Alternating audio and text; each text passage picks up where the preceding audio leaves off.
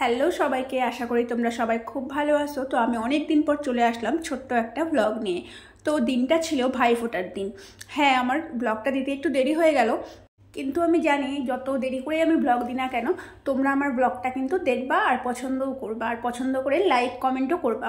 তো দেখো, সকাল সকাল কিন্তু আমি একদম স্নান টান করে দাদাকে ফোঁটা দেওয়ার জন্য একদম রেডি।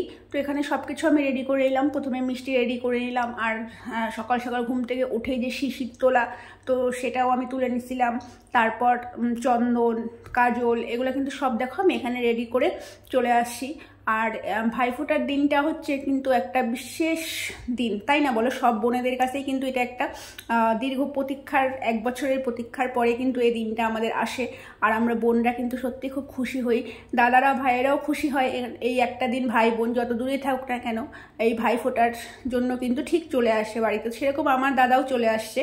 আর দেখো, এখানে দাদার জন্য এবার আমি নিজে হাতে একটা কার্ড বানাইছি, আর কার্ডের ভেতরে টাকা আছে, সেটা তোমরা জানোই। তো দেখো, ভাইফোঁটা কিন্তু আমাদের শুরু। তো প্রথমে এখানে মা দিচ্ছে নাতিকে ভাইফোঁটা, তারপর কিন্তু আমি দাদাকে ফোঁটা দিচ্ছি। তো একসাথেই মা বললো দুজনে একসাথেই দিই, তুই দাদাকে দে, আমি আমার নাতিকে দিই। তো দেখো, এখানটায় আমার ভাস্তা আর আমার দাদা দুজনেই বসছে, আর এখানটায় সুন্দর কিন্তু আমাদের ভাইফোঁটা হচ্ছে। তো তোমরা দেখতে থাকো, আশা করি আমার ব্লগটা তোমাদের ভালো লাগবে।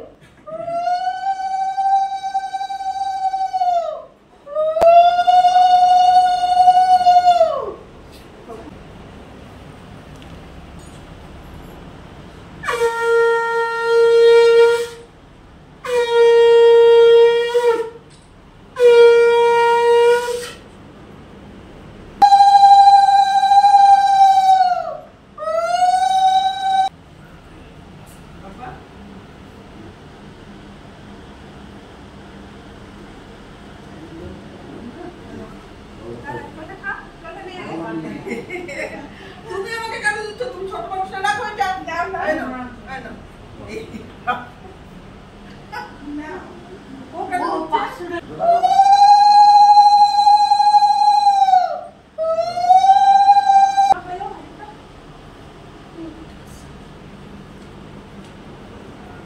দোকানে দাদা ড্রেস দিচ্ছে, যত টাকা নিতে কেন? প্রতি বছরই দাদাকে ভাবি কি দিব, কারণ দাদাকে দেওয়ার মতো কিছুই আমি খুঁজে পাই না। তো তার জন্য আমি টাকাই দিই, যাতেও নিজের পছন্দ মতো কিছু কিনে নিতে পারে। আর সাইজের একটা ব্যাপার থাকে, তো তার জন্য ওকেই আমি টাকাই দিই। আর এখানটা দেখো, আমাকেও কিন্তু দাদা অনেক গিফট দিল, তো দেখতেই পারলা তোমরা। টাকাও দিল আমাকে। আর এখানটায় হচ্ছে আমাকে, আমি যে জামাটা পরে আছি সেই কুর্তিটাও কিন্তু দাদা আনছে, আর একটা সুন্দর জামা আনছে, আর সাথে টাকাও দিল আমাকে। তো আমার কিন্তু কামাইটা ভালোই হয়েছে ভাইফোঁটাতে। তো এই দিনটার জন্য তো অপেক্ষায় থাকি আমরা, তাই না বলো বোনরা?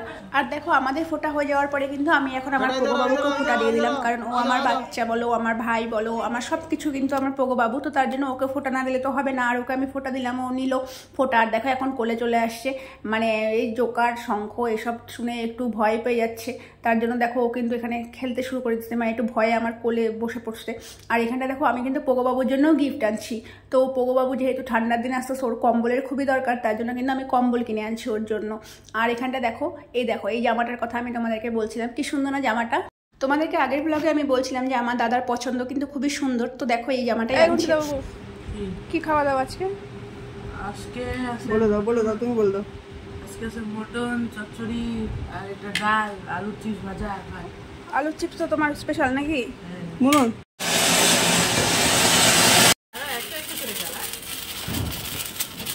ওইটা জ্বালাতে জ্বালাতে ওইটা আবার শেষ হয়ে যাবে।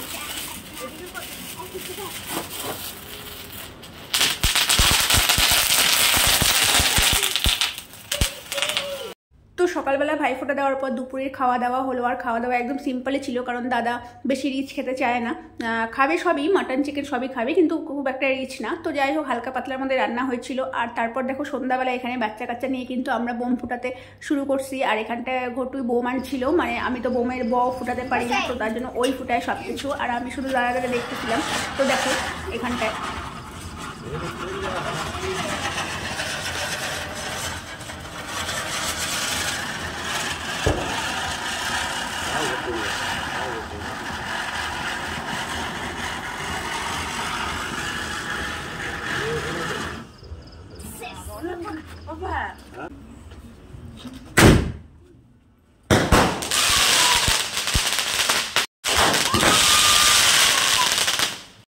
মানে লজ্জার কথা কি বলবো, বুড়ি হতে চললাম, এখনো অবধি কিন্তু আমি তারাবাতি ছাড়া কোনো বোমই ফাটাতে পারলাম না, আর মনে হয় পারবো না। তো যাই হোক, আজকের ব্লগটা এই পর্যন্তই। আশা করি আমার এই ব্লগটা তোমাদের ভালো লাগলো। যদি ভালো লেগে থাকে তাহলে কিন্তু অবশ্যই একটা লাইক কমেন্ট করে আমার পাশে থেকো, আর সবাই খুব ভালো থেকো, সুস্থ থেকো। তাহলে আজকের জন্য টাটা।